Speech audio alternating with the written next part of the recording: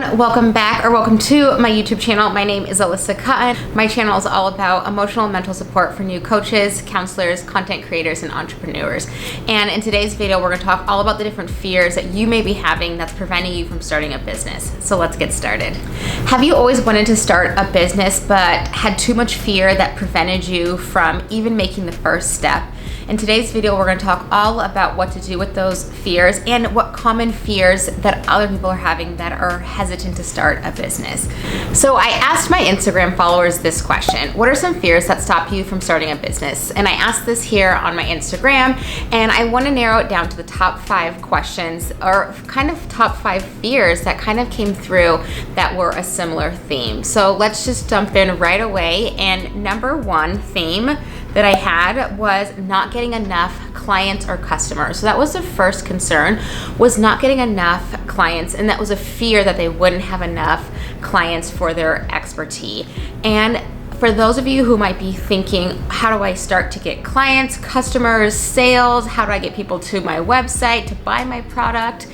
That is actually a scarcity mindset. So when I first started my counseling business, I used to have the same fear. What if I don't get enough clients? What if I don't get enough phone calls? What if I don't make enough to make it through? And I used to think you needed to see hundreds and hundreds of people in order to make a sustainable living. And when I looked at my numbers from 2020, I realized that I only saw 45 different clients. And because of the nature of my practice, I see people pretty frequently, weekly, sometimes even twice a week. And so I only needed to attract 45 consistent people throughout the entire year of 2020 in order to sustain my overhead costs, my cost of living, and all those different areas. And so we used to think that we needed like thousands of customers in order to make sales. But if you can find a very true loyal base, fan base, people that are going to come back and see you, then we can work through that scarcity mindset. All we need is one person to think that your product is good, and word of mouth. They're gonna tell other people that your product is good or your services are good, and you're gonna start getting that word of mouth referrals. And we have to remind ourselves, just even here in America, there's over 330 million Americans. I only needed to see 45 people. And so when we think about scarcity versus abundance, scarcity says that there's not enough, there's not going to be enough clients, the market's oversaturated.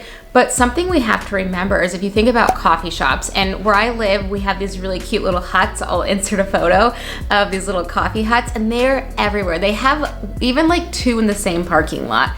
And so one could argue that the market is oversaturated for coffee shops, yet they keep popping up, and there continuously bees a line out the door or out the parking lot for this type of niche.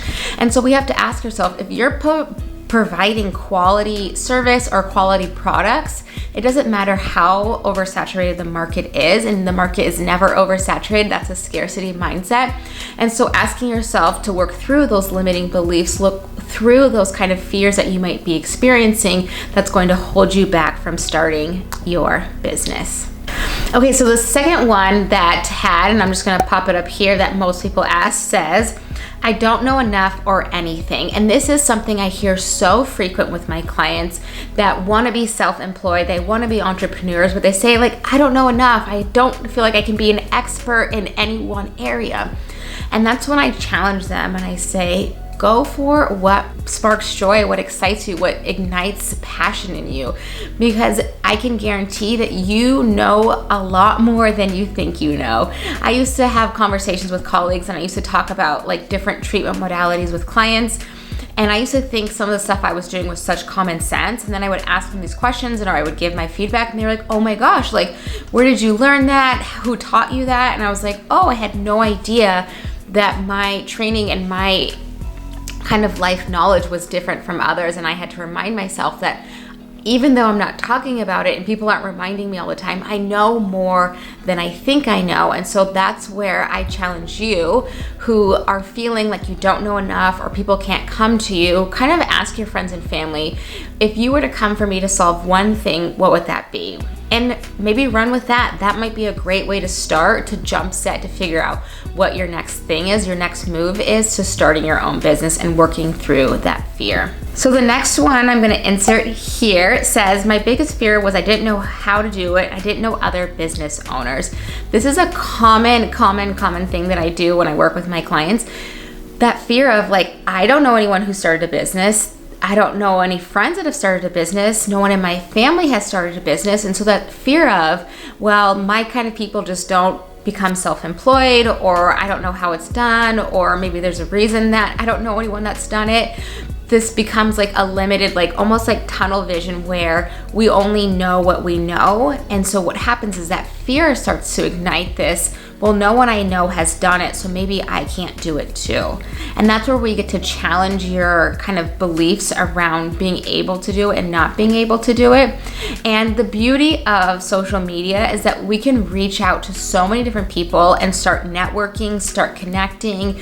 You could hire yourself a coach or a business person to kind of help have you navigate all of those things, those strategic moves that you would need in order to start the business, those strategic moves in order to sustain a business, and reminding yourself that maybe you are destined to go on a path unlike anyone else, which is why you don't know anyone else that's on that path. But luckily with networking, LinkedIn, Instagram, YouTube, there's so many platforms where you can go and connect to other people in a similar area and you can reach out to them. I've been so surprised by the amount of like DMs I get responded to when I DM people saying, how did you get into this line of work? Or how did you go about this? And a lot of them are really open to showing you and telling you how they got where they're at. And so I acknowledge that it's a real fear of not knowing anyone that's done it. But that might be the best reason why you should do it, is to show your family, show your friends that it can be done, that you can be successful by being self-employed.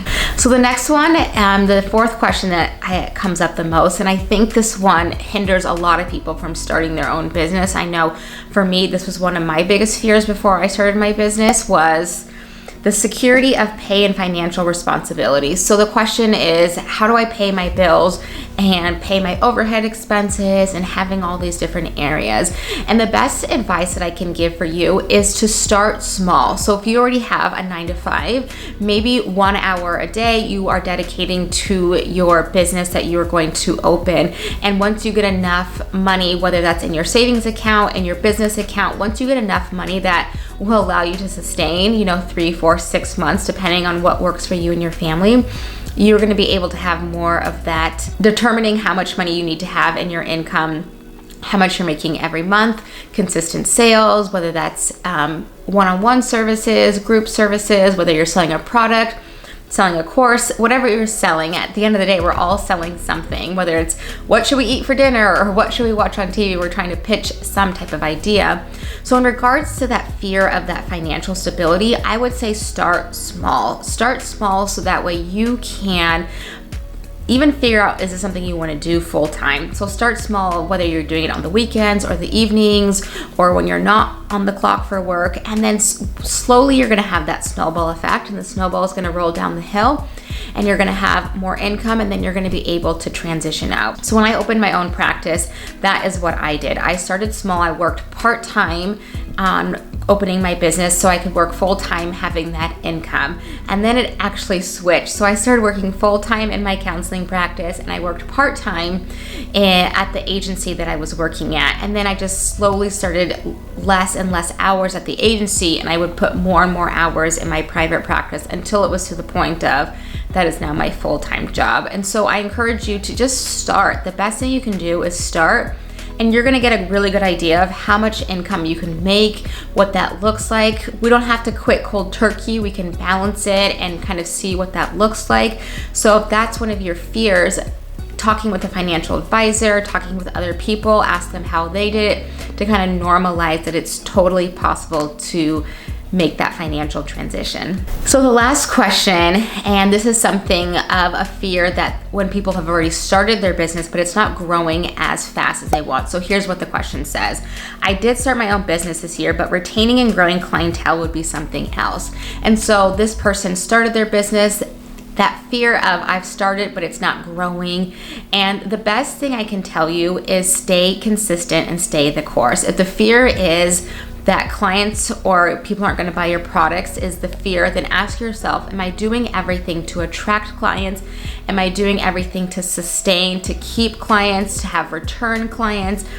And so ask yourself, am I doing everything that I'm supposed to be doing? If the answer is yes, you're doing everything you're supposed to, then really it's just a matter of consistency. Someone once told me growing a business is like Netflix, right? So you are watching and you're like, it's kind of slow. Everyone says it's a really good show. Everyone says, wait till the end. It's gonna get good. It's gonna get good. And you're like, all right, I'll keep watching. I'll keep watching. That's the same thing with a business. We all hope to have overnight success, but when you talk to most entrepreneurs or people who are self-employed, a lot of them don't say it was overnight success. They knew that it was going to be a slow start, and then it grew, and then it grows and grows, where you have to hire employees or hire a team or start outsourcing different areas. And so asking yourself, am I showing up every day? Am I being consistent? And is my product and my services quality of wanting people to have that kind of word of mouth, that referral, built off trust? So those are the 5 most consistent fears that I hear from people that are afraid of starting a business. I'd love to hear in the comments below, what is your fear that's preventing you from starting a business? Again, hit that like button if you enjoyed this video, and don't forget to subscribe. I will see you in the next video on Monday. Have a great day.